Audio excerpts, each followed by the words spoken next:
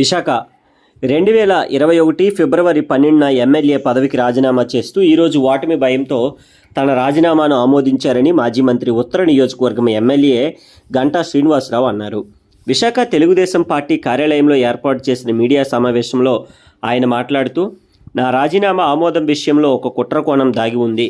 కేవలం మరికొన్ని రోజుల్లో జరగనున్న రాజ్యసభ ఎన్నికల్లో ఓడిపోతారనే భయంతోనే నా రాజీనామాను స్వార్థబుద్ధితో ఆమోదించారని ఆయన అన్నారు. స్పీకర్ నన్ను సంప్రదించకుండానే నా రాజీనామాను ఆమోదించారు. నేను రాజీనామా చేసిన స్పీకర్ నిర్ణయం తీసుకునే విషయంలో పాపం ఆయనకు కూడా సొంతంగా నిర్ణయం తీసుకునే హక్కు లేకుండా పోయిందని అన్నారు. ఎగ్జాక్ట్గా 21 ఫిబ్రవరి 12 అంటే 2 సంవత్సరాల 11 నెలల మరి దాదాపు ఇంకొక 15-20 డేస్లో 3 ఇయర్స్ కంప్లీట్ అవుతుంది నేను రాజీనామా చేసి. అంటే ఈ 3 ఇయర్స్లో మధ్యలో ఆయన పర్సనల్గా కలిసాం, ఆయన ఇంటికి వెళ్ళి ఫోన్ ద్వారా రిక్వెస్ట్ చేసాం. కాకపోతే అక్కడ స్పీకర్ గారు కూడా ఆయన హెల్ప్లెస్నెస్ తెలియజేశారు. ఆయన చేతిలో ఏముంది మనందరికీ తెలిసిన విషయమే. ఏం చేయాలన్నా మళ్ళీ ముఖ్యమంత్రి గారి దానికి కన్సెంట్ ఇవ్వాలి. స్పీకర్ గారు సర్వస్వతంత్రులు యాక్చువల్గా అయితే, కానీ ఈ సిస్టంలో స్పీకర్ గారి చేతిలో ఏమి లేకుండా అది కూడా ముఖ్యమంత్రి గారు కనుసన్నల మేరకు నడుచుకునే సిస్టమ్ ఈ రోజు రాష్ట్రం నడుస్తుంది. కాబట్టి స్పీకర్ గారు ముఖ్యమంత్రి గారి ఆదేశాలు లేవని చెప్పని ఆయన రాజీనామాని ఆమోదించలేదు. Okay, right, ఆమోదించలేదు. మీకు రకరకాల కారణాలు, ఎందుకంటే ఆ రాజీనామా ఆమోదిస్తే బై ఎలక్షన్లు వస్తాయి. బై ఎలక్షన్లు వస్తే స్టీల్ ప్లాంట్ కోసం రాజీనామా చేసిన దీని మీద ఇక్కడ పోటీ చేస్తే ఆ మ్యాండేట్ ఎలా ఉంటుందో జగన్మోహన్ రెడ్డి గారికి బాగా తెలుసు. ఈ రూలింగ్ పార్టీకి ఒక చెంప దెబ్బ తగులుతుంది కాబట్టి ఆ రిస్క్ తీసుకోవడం ఇష్టం లేక రాజీనామా మీరు ఏదేదో కారణాలు చెప్పి దాన్ని వాయిదా వేశారు. మరి ఈరోజు ఇక 3 నెలలు కూడా ఇంక ఎన్నికలకి టైం లేదు. ఏప్రిల్ 16 ఎన్నికలని ఆల్రెడీ పార్లమెంట్ ఎన్నికలకు సంబంధించి ఆ నోటిఫికేషన్ కూడా ఇండికేట్ చేశారు. స్టేట్ ఎలక్షన్ కూడా మొత్తం అదే డేట్ అంటే దాదాపు ఇంకొక 2 months 20 daysలో ఎలక్షన్లకు మొత్తం మన రాష్ట్రంలో జరగబోతా ఉన్నాయి. అంటే 3 ఏళ్ల క్రితం చేసిన రాజీనామాని 3 నెలలు కూడా లేని ఈ సమయంలో ఈ రాజీనామాని ఇప్పటికిప్పుడు ఒక దొంగచాటుగా కనీసం రాజీనామా చేసి 3 ఏళ్ళు అయితే అప్పుడు రాజీనామా చేశారు, స్టిల్ దానికి మీరు హోల్డ్ అయి ఉన్నారా లేదా, మీ రాజీనామాని యాక్సెప్ట్ చేయమంటారా వద్దా అని కనీసం మినిమం సాంప్రదాయాలు కొన్ని విలువలు కొన్ని రోజు రాజకీయాల్లో పాటించాల్సిన అవసరం ఉంది. అది కూడా కనీసం చేయకుండా అప్పటికప్పుడు దొంగచాటుగా ఆ రాజీనామాని ఆమోదించారంటే దీంట్లో ఒక రాజకీయ కుట్రకోణం ఏముందో మనం అందరూ కూడా అర్థం చేసుకోవచ్చు. లేదా మేము అందరికీ నమస్కారం. ఏదైతే ఒక పవిత్రమైన ఆశయంతో ఒక మంచి లక్ష్య సిద్ధి కోసం 2021 ఫిబ్రవరి 12న నా ఎమ్మెల్యే పదవికి రాజీనామా చేశాను. ఆ రాజీనామా చేసిన తర్వాత మీ అందరూ కూడా తెలుసు, స్వయంగా హానరబుల్ స్పీకర్ గారిని కూడా కలిసి ఆ రాజీనామాని ఇట్లా స్పీకర్ ఫార్మేట్లో ఇచ్చాం, ఆమోదించండి అని చెప్పి ఆయన ఆమోదాల వలస ఆయన గృహానికి వెళ్ళి ఆయన్ని రిక్వెస్ట్ చేయండి పర్సనల్గా. అంతేకాదు ఆ తర్వాత ఒక 2-3 సార్లు ఫోన్లో కూడా మాట్లాడారు స్వయంగా. ఇట్లా రాజీనామా ఇచ్చాం, ఏమన్నా టెక్నికల్గా మీకు ఇబ్బంది లేదు, దాంట్లో ఫార్మేట్లో ఇచ్చాం. ఈ రాజీనామా ఉద్దేశం కూడా ఏంటంటే ఏదైతే ఒక తెలుగువాడి గుండె చప్పుడు, ఒక విశాఖపట్నానికి ఒక ఆత్మగౌరవం, ఎంతోమంది ప్రాణత్యాగంతో పోరాట సాధించుకున్న విశాఖపట్నం స్టీల్ ప్లాంటు ప్రైవేటైజ్ అయిపోతుంది. ఈ ప్రైవేటైజేషన్ కాకూడదు ఎట్టి పరిస్థితుల్లో. విశాఖపట్నంలో ఎదిగిన వ్యక్తిగా, విశాఖపట్నం ద్వారా గుర్తింపు పొందిన వ్యక్తిగా, ఒక గౌరవం పొందిన వ్యక్తిగా విశాఖపట్నానికి సంబంధించిన గుండె చప్పుడు ఆగిపోతుంటే నా వంతు బాధ్యతగా నేను అప్పుడు ఉన్న ఎమ్మెల్యే పదవికి రాజీనామా చేయాలని నిర్ణయం తీసుకొని ఆ రోజు అందరి ముందు చెప్పడమే కాకుండా స్టీల్ ప్లాంట్ ఏదైతే గత 3 సంవత్సరాలుగా పోరాటం చేస్తూ ఉన్నారో ఆ పోరాట కమిటీ దగ్గర కూడా అఫిషియల్గా మళ్ళీ ఆ రాజీనామా లేఖను కూడా ఇవ్వడం జరిగింది. అయితే మనం ఎన్ని సార్లు ఆయన కలిసినా అడిగినా ఆ రాజీనామాని ఒక కోల్డ్ స్టోరేజ్లో ఉంచడం జరిగింది. రాజీనామాని అయితే కోల్డ్ స్టోరేజ్లో ఉంచారు, కానీ ఆ రాజీనామా ఎఫెక్ట్ తోటి ఆ మూమెంట్ కొంచెం ట్రిగర్ కావటం, ఆ తర్వాత మన సోదరులు పల్లా శ్రీనివాస్ గారు ఆమరణ నిరాహార దీక్ష చేయటం, అది మరింత ఉధృతం కావటం, మరి మా నాయకులు అందరూ కూడా బండారు గారు కావచ్చు, బాబ్జీ గారు కావచ్చు, లేకపోతే ఎమ్మెల్సీ రామారావు గారు కావచ్చు, మిగతా పార్టీకి సంబంధించిన నాయకులు, అఖిలపక్షం అందరూ కూడా ఎప్పటికప్పుడు ఆ పోరాట కమిటీ చేస్తున్న కార్యక్రమాల్లో పాల్పంచుకుంటూ దాన్ని ఇప్పటిదాకా కూడా కొనసాగిస్తున్న విషయం మనం చూస్తా ఉన్నాం. అయితే నేను ఇక్కడ ఒకటే మీ ద్వారా ఈ ప్రభుత్వ పెద్దలు తెలియజేస్తా ఉన్నాను. ఆ రోజు నేను రాజీనామా చేసినప్పుడు, లేదు బల్లా శ్రీనివాస్ ఆమరణ నిరాహార దీక్ష చేసినప్పుడు ఈ ప్రభుత్వ పెద్దలు, అప్పట్లో ఇక్కడ ఇన్ఛార్జిగా ఉన్న ఎంపీ రాజ్యసభ సభ్యులు సాయిరెడ్డి గారు, లేకపోతే జిల్లాకు సంబంధించిన మంత్రులు, లేకపోతే అధికార పార్టీ ఎమ్మెల్యేలు కొంతమంది మాకు సంఘీభావంగా కానీ వాళ్ళు ఇటువంటి పోరాటాలు కానీ చేస్తుంటే ఖచ్చితంగా కేంద్ర ప్రభుత్వం దిగొచ్చి ఉండేది. కానీ విశాఖపట్నం జిల్లా కాంగ్రెస్ పార్టీ విస్తృత స్థాయి సమావేశం. ముఖ్య అతిథిగా పాల్గొన్న APCC chief YS Sharmila Reddy. Andhra రాష్ట్రంలో కుమ్మక్కు రాజకీయాలు నడుస్తున్నాయి. బీజేపీతో టీడీపీ వైసీపీ కుమ్మక్కయ్యాయి. చంద్రబాబు కనిపించే పొత్తులు, వైసీపీ కనిపించిన పొత్తులు. ప్రత్యేక హోదాపై జగనన్న గారు ఎంపీలు ఇస్తే తెస్తా అన్నారు. అధికారంలో వచ్చిన వెంటనే మరిచిపోయారు. ఒక్కరోజు కూడా జగనన్న ఉద్యమం చేసింది లేదు. ఉత్తరాంధ్రను 2 పార్టీలు మోసం చేశాయి. ఇక్కడ ఉన్న కంపెనీలను ప్రైవేటీకి అప్పనంగా అప్పగిస్తున్నారు. గంగవరం పోర్టును అగ్గువగా అదానీకి అమ్మేశారు. 30 ఏళ్ల లీజ్ తర్వాత గంగవరం పోర్టు ప్రభుత్వ పరం కావాల్సి ఉంది. నిబంధనలను తొంగలో తొక్కి ప్రభుత్వం వాటా 10% అగ్గువకి అమ్మేశారు. స్టీల్ ప్లాంట్ ని ప్రైవేటైజ్ చేయడానికి మేము ఒప్పుకోము.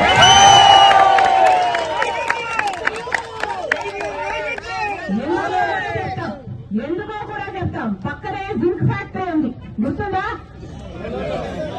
పక్కనే జింక్ ఫ్యాక్టరీ ఉంది. దాన్ని తీసుకెళ్లి వేదాంతాకి ఇచ్చారు, ప్రైవేటైజ్ చేశారు, వేదాంతాకి ఇచ్చారు. ఇప్పుడు జింక్ ఫ్యాక్టరీగా ఉందా? దాన్ని మూసేశారు. అంటే అంతమంది ఎంప్లాయీస్ వాళ్ళ జీవనోపాధి కోల్పోయినట్టే. అంటే ఇప్పుడు జింక్ ప్లాంట్ లో అసలు ఉపాధి లేదు. ఇప్పుడు వేదాంతాకి ఇచ్చారు, వాళ్ళు రియల్ ఎస్టేట్ చేస్తారు. అదే జరగబోతుంది ఇది కూడా. దీన్ని ప్రైవేటైజ్ చేస్తే ఈ 30,000 కుటుంబాలు రోడ్డున పడతాయి. ఆ తర్వాత దాని పైన అసలు దీని కెపాసిటీ 20 మిలియన్ టన్నులు. అంటే డైరెక్ట్ గానే 1,00,000 కుటుంబాలకు ఎంప్లాయ్మెంట్ ఇచ్చే ప్రాజెక్ట్. అలాంటప్పుడు దీని మీద ప్రభుత్వాలు ఎంత శ్రద్ధ పెట్టాలి? అవి పెట్టకపోగా ప్రైవేటైజ్ చేస్తున్నారు అంటే దుర్మార్గం కాకపోతే ఇంకా ఏమనాలి? అందుకే చెప్తున్నా, ఇది ప్రైవేటైజ్ కావడానికి వీల్లేదు. కాంగ్రెస్ పార్టీ దీనికి ఒప్పుకోదు. నేనే కాదు, రాహుల్ గాంధీ గారిని కూడా తీసుకొస్తాను. రాహుల్ గాంధీ గారి చేత కూడా ఇది ప్రైవేటైజ్ కావడానికి వీల్లేదు, మేము ఒప్పుకోము అని రాహుల్ గాంధీ గారి చేత కూడా మీకు మాటిస్తామని చెప్తున్నా. మేనిఫెస్టోలో కూడా, రాబోయే ఎన్నికల మేనిఫెస్టోలో కూడా కాంగ్రెస్ పార్టీ ఈ అంశాన్ని చేర్చబోతుంది.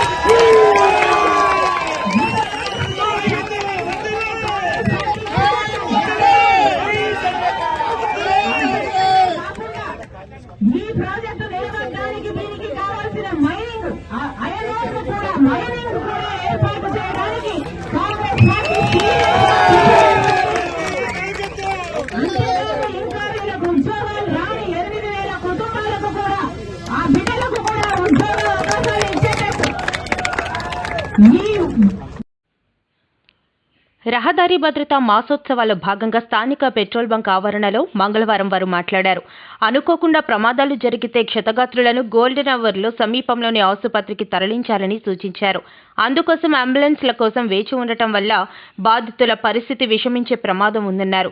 నిర్ణీత సమయం ప్రకారం కార్మికులు తమ వాహనాలను తనిఖీ చేసుకోవాలన్నారు. ముఖ్యంగా జాతీయ రహదారిపై వాహనాలు నడిపేటప్పుడు అత్యంత జాగ్రత్తలు తీసుకోవాలన్నారు. వాహనాలు ప్రమాదాలకు గురైతే మృతుల కుటుంబాలకు బీమా కొండంత అండగా నిలుస్తుందన్నారు.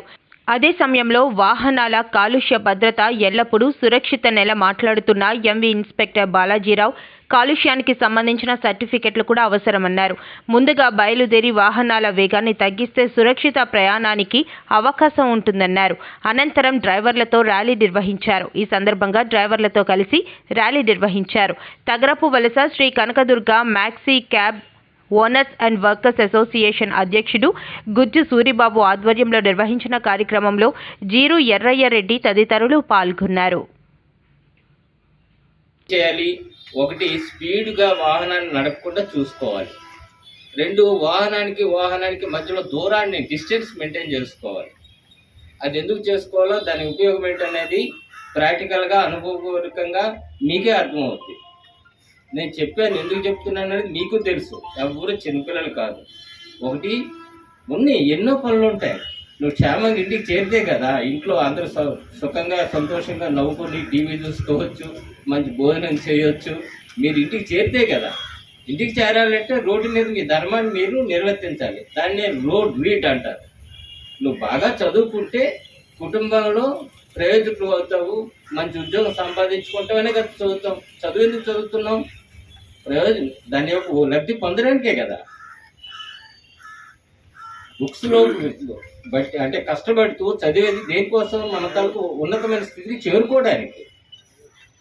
అదేవిధంగా రహదారిని చదవాలి. రహదారిని చదవడం ఏంటి? రోడ్ రీడ్ అంటే రహదారిని ఎందుకు చదవాలి? చదివితేనే నీ తొలక జీవితం బాగుపడుతుంది, అంటే క్షేమంగా ఇంటికి చేరుకోగలుగుతావు. చదవడం అంటే ఏంటి? ఎవరైనా రోడ్డు మీద నుంచి పాస్ అవుతున్నారా లేదా, లేక ముందు వాహనము ఎంత దూరంలో ఉంది, రోడ్ క్యాలిక్యులేషన్. మీరు డ్రైవింగ్ చేస్తున్నప్పుడు మనకి కామన్ సెన్స్తో డ్రైవింగ్ చేసుకోవాలి, ఒక అవగాహనతో వాహనం నడపాలి. ఎన్నో బాధలు ఉంటాయి, అందరికీ సమస్యలు ఉంటాయి. మన ఇష్టం వచ్చినట్టుగా వాహనం నడిపితే అందరికీ మనము ఇబ్బందులు కలుగు చేస్తున్న వాళ్ళు, ప్రమాదాలను చేస్తున్న వాళ్ళు జరుగుతుంది. నెక్స్ట్ ఇంకో పాయింట్, గోల్డెన్ అవర్. అది విని ఉంటారు చాలామంది. గోల్డెన్ అవర్ అంటే ప్రమాదం జరిగిన గంటలో ఆ వ్యక్తికి మనం సహాయం చేయగలిగితే, అంటే ట్రీట్మెంట్ ఇవ్వగలిగితే బ్రతుకుతాడు. ఎందుకు చేయగలగాలంటే ఆ గంటలో మన శరీరంలో ఉండేటువంటి, మానవ శరీరంలో ఉండేటువంటి 5 నుంచి 6 లీటర్లు, ఇంకా ఎక్కువ హైయెస్ట్ 8 లీటర్ల కంటే ఎక్కువ రక్తం ఉండదు. ఈ 5-6 లీటర్లో ఈ గంటలో ప్రమాదం జరిగిన వ్యక్తిని ఎక్కడో కట్ అయిపోయి ఉండిపోతే, ఒక 2 లీటర్ల రక్తం కానీ వేస్ట్ అయిపోతే ప్రపంచంలో ఏ ఒక్క మొనగాడు డాక్టర్ కూడా బ్రతికించలేడు. అది గుర్తుపెట్టుకోండి. మీ కాళ్ళు ఎరగని బతుకుతావు, నడిరిపో బతుకుతావు. ఏదో విధంగా మనం సేవ్ చేయడానికి ఆస్కారం ఉంటుంది డాక్టర్కి. కానీ బ్లడ్ పోతే కష్టం. ఎందుకంటే మళ్ళీ లోపలికి నువ్వు ఎన్ని లీటర్లు రక్తం ఇచ్చినా అది తీసుకోదు, సహకరించదు. సో గోల్డెన్ అవర్ అంటారు. అర్థమైందా? వింటున్నారా? అంటే ఎప్పుడు వదిలేయకండి, ఇది మన కోసం డిస్కషన్. ఇది గోల్డెన్ అవర్ అంటారు. నెక్స్ట్ మూడో పాయింట్ గుడ్ సమారిటన్. సమారిటన్ అంటే సమాచారం చేరవేసేవాడు. అంటే ఒక ప్రమాదం జరిగింది, నాకెందుకులని పారిపోకూడదు. నువ్వు ఎవరికి నియరెస్ట్ వాళ్ళకి తెలియజేయండి. లేదా ఫోన్లో ఫ్రెండ్ గారే నేను బిజీగా ఉన్నాను, వీళ్ళు ఎమర్జెన్సీ, నా దగ్గర పేషెంట్ ఉన్నాడు, నేను వెళ్ళిపోతున్నాను, నువ్వు ఎవరికి తెలియజేయ పలానా దగ్గర జరిగింది. ఇప్పుడు అంతా కూడా జీపీఎస్ సిస్టమ్ ఫోన్లు వచ్చాయి, వాటి ద్వారా వెంటనే ఒక ఫోటో తీసి వాట్సాప్లో ఫార్వర్డ్ చేయండి. ఏదో విధంగా తెలియచేయండి, వాళ్ళు మనం కాపాడిన వాళ్ళు అవుతాం. ఆ విధంగా గుడ్ సమారిటన్ అంటే నిస్వార్థంగా, ఎటువంటి స్వార్థం లేకుండా చేరవేసే సమాచారానికి ప్రభుత్వం వారు 5,000 రూపాయలు గిఫ్ట్ ఇస్తారు. వాళ్ళు మంచిగా ఉంది, నీలో సెల్ఫిష్ ఎటువంటి అంటే దాన్ని సాక్రిఫై చేశాడు ఈయన. సాక్రిఫై చేయడం అంటే అర్థమైందా? అంటే త్యాగం చేయడం.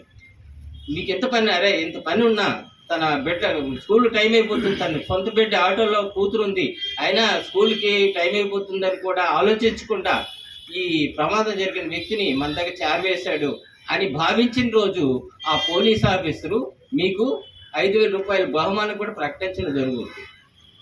అంతేకాకుండా ఎటువంటి కేసు కూడా ఫైల్ చేయడానికి లేదు. భయపడొద్దు, ముందు సమాచారాన్ని చేరవేయండి నియరెస్ట్ వాళ్ళకి. జగన్మోహన్ రెడ్డి గారు వచ్చిన సంవత్సరంలోనే ఐ థింక్ నాకు గుర్తు 95-96% ఇచ్చిన హామీలు పూర్తి చేసేసారు. ఈరోజు 99% పైన కంప్లీట్ మేనిఫెస్టోలో పూర్తి చేసి దానికి మించినవి చాలా చేశారు. మేనిఫెస్టోలో చేసినవి అయితే ఇంత ఖర్చు అయ్యేది కాదు, ఇన్ని పథకాలు వచ్చేవి కాదు. అందులో చాలా లేవు, తర్వాత చేస్తే పెట్టుకున్నాయి. అంటే ఆయన అప్రోచ్ విధానం ఏదైతే ఉందో ఒక విత్తనం వేసిన తర్వాత చెట్టు పెరిగి దాని నుంచి కాయలు వచ్చి పండ్లు ఇదేంత వరకు కూడా నువ్వు విత్తనం వేసేసాం, మేము వదిలేసాము, నీళ్లు పోయాం, దానికంటే ఎట్లయితే అది పోతుందో చచ్చిపోతుందో అలా కాకుండా, లేదా గతంలో ప్రభుత్వం చూసాం 14-19 మధ్య తెలుగుదేశం పార్టీ ప్రభుత్వం ఉంది, అందరూ గమనించారు, పథకాలన్నీ ఉంటాయి, అయితే దాంట్లో వడపోత ఉంటుంది. ఎలా తగ్గించాలనుకుంటూ అక్కడ చేస్తే ఈరోజు మా ప్రభుత్వం, వైఎస్ఆర్ కాంగ్రెస్ పార్టీ ప్రభుత్వం, జగన్మోహన్ రెడ్డి గారి ప్రభుత్వం శాచురేషన్ పద్ధతి మీద ఇంకా ఎవరైనా మిగిలి ఉంటే అట్లా గాలి నుంచి పట్టుకొచ్చి వాళ్ళకి బెనిఫిట్స్ చేయాలని ఈ ప్రభుత్వం చూసింది. ఒక బెనిఫిట్ ఏదైనా ఇస్తుంటే ఎలిజిబిలిటీ క్రైటీరియా ఫిక్స్ చేసి యూనివర్సల్గా ఒక స్టాండర్డ్ ఇదిగా శాచురేషన్ పద్ధతి మీద ట్రాన్స్పరెంట్గా పూర్తి చేయడంతో పాటు మధ్యలో మళ్ళీ అర్హతలు వస్తే వాళ్ళకి ఇవ్వడంతో పాటు సంవత్సరానికి 2 సార్లు మళ్ళీ ఒకవేళ ఎవరన్నా ఇంకా మిగిలిపోయి ఉంటే వెతికైనా సరే పట్టుకొని వచ్చి వాళ్ళకి ఇచ్చే కార్యక్రమం కూడా ఐ థింక్ ఈ మధ్య మళ్ళీ చేసినట్టున్నాం. నేను ఎందుకు చెప్తున్నానంటే ఇది కేవలం రాజకీయ పరంగానే ఓట్ల రూపంలోనే చేసే నాయకుడు అయితే అది చేయలేడు. అందుకే ఇంతవరకు జరగల. ఇండిపెండెన్స్ వచ్చి ఇప్పుడు 70,000 దాటినా ఇంకా ఈ పేస్లో ఈరోజు జగన్మోహన్ రెడ్డి గారు ఏ వేగంతో అయితే అడుగులు వేస్తున్నారో అది కూడా కాంప్రహెన్సివ్గా సమగ్రంగా ఒక నేను ఇంతకుముందు అన్నట్టు A to Z ఆ మొత్తం పిక్చర్ చూడగలిగి నేను ఇక్కడ పెట్టే ఇది దీని తర్వాత 10 ఏళ్ల తర్వాత ఈ పిల్లాడు ఏమవుతాడు లేదా 5 ఏళ్ల తర్వాత ఈ కుటుంబం ఏమవుతుంది అని తన కుటుంబాన్ని తను ఎట్లా చూసుకుంటాడో అట్లా రాష్ట్రంలోని 1,67,00,000 కుటుంబాల గురించి కూడా ఆలోచించి అందులో ముఖ్యంగా పేదల గురించి ఆలోచించి సహజంగానే పేదరికం ఎక్కడంటే ఎస్సీ ఎస్టీలు వీళ్ళలోనే ఉంటుంది, ఆ తర్వాత బీసీలు మైనార్టీలో ఉంటుంది కాబట్టి వాటి మీద దృష్టి పెట్టి ఈ 4.5 ఏళ్లలో అవి చేసింది కదా ఇండిపెండెన్స్ తర్వాత మొదలైతే బహుశా ఈ వేళకు మనం డెవలప్డ్ కంట్రీస్లో అడ్వాన్స్డ్ దీంట్లో ఉండగలిగే వాళ్ళం. జరగల ఓవర్ ది పీరియడ్ ఇవన్నీ మాటల వరకు పరిమితమైనవి. ప్రాక్టికల్ ఆచరణలో వచ్చేసరికి సహజంగా సంవత్సరంలో చేసేది 10 ఏళ్ళు 15 ఏళ్ళలో కొంచెం కొంచెం జరుగుతూ న్యాచురల్ ప్రాసెస్లో వచ్చిందే తప్ప ఒక మోటివేటెడ్గా ఫోకస్డ్గా ట్రస్ట్ పెట్టి చేసి జరిగిన ప్రభుత్వాలు గతంలో రాలే. Imagine that no police, I am sure there will be chaos actually in the society, especially today, because you know the cyberspace, ivi anni kuda baga perigipoyindi, everything is going in a haywire way. Dantlo bhagangane if you see, other day I was interacting with some of the Mahila police, the way they are rendering services, it is enormous. Anni department lo vallani vadukuntunnaru. They are all going and doing house to house survey, they are counseling, they are reaching out to people in distress. It is really appreciable, and at the same time I thought that yes, we should recognize their services also. Dadapu 600 mandi emo ikkada mana jillalo unnarata. So ee vidhanga villandaru kuda kashtapadi pani chestu apota unnaru, and there has to be a forum like this where you recognize the services and the feel good factor. The feel-good factor, serotonin, must be generated in all of us and feel good in one umbrella. Hardly couple of hours we spend here recognizing and talking to each other. So, ee uddeshamto memu I discussed with my deputy commissioners of police, and we thought that we must have eminent people who have done well in their walks of life to come and appreciate, address us, and then motivate us to work better and render better services in the interest of the people. There is always scope for improvement at the top. Paina etla entaina cheste kuda there may be people who are not really satisfied, or ento konta 75% 80%, and like that satisfaction levels are different for any response. But then having now other day in the control room I told you must also assess the satisfaction levels.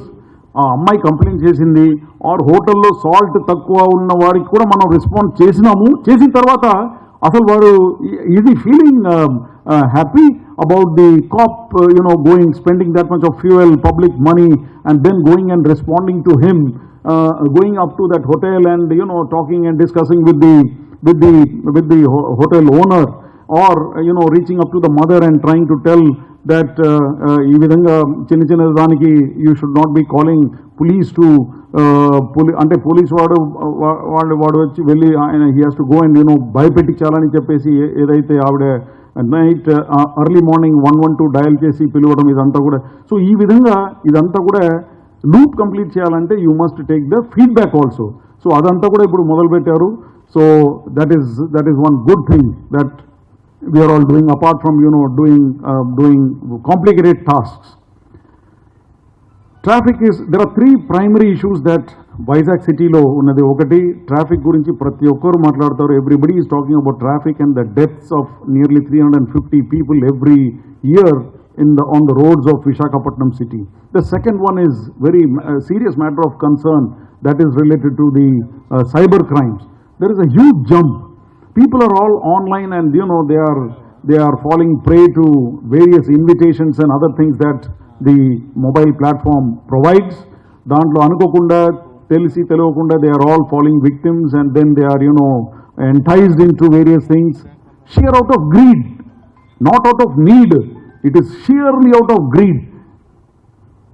కష్టపడకుండా కూర్చొని they want to make money. వాడు ఏదో చెప్తారు double అయిపోతుంది, ఇంకా 200 పడుతుంది, 300 పడుతుంది మీ అకౌంట్లో. ఈ విధంగా దానికి what you call పాల్పడి ఈ విధంగా crores of money is lost in Visakhapatnam city with respect to the cyber frauds. That is another matter of concern. So I told you about three. One is the traffic related, cyber frauds, and the concern about the crimes against women. This is another matter of concern which we really want to curb in the coming days. So these are the priority areas for all of you. Now, despite doing all these things, the educated people, of course, some of them, they do realize that yes, the cops need some kind of a recognition.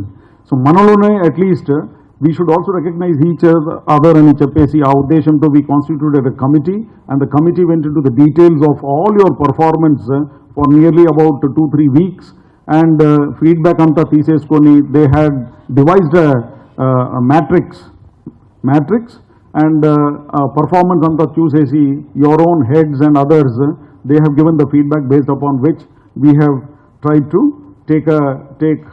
nominate a few of you in each of the ranks in each of the departments, Mahila Police, Traffic, Law and Order, and Police Station and things like that. It doesn't mean that the others are not working. It doesn't mean that you others who are not being recognized are not working. They are all contributing in their own way. But then out of the lot, we thought that it is fit to recognize at least some of you. Manchini ప్రోత్సహిస్తూ చెడుని ఖండిస్తూ ఈ విధంగా ముందుకు వెళ్ళాలని చెప్పేసి ఆ ఉద్దేశంతో ఈ సమావేశం ఏర్పాటు చేయడం జరిగింది. I hope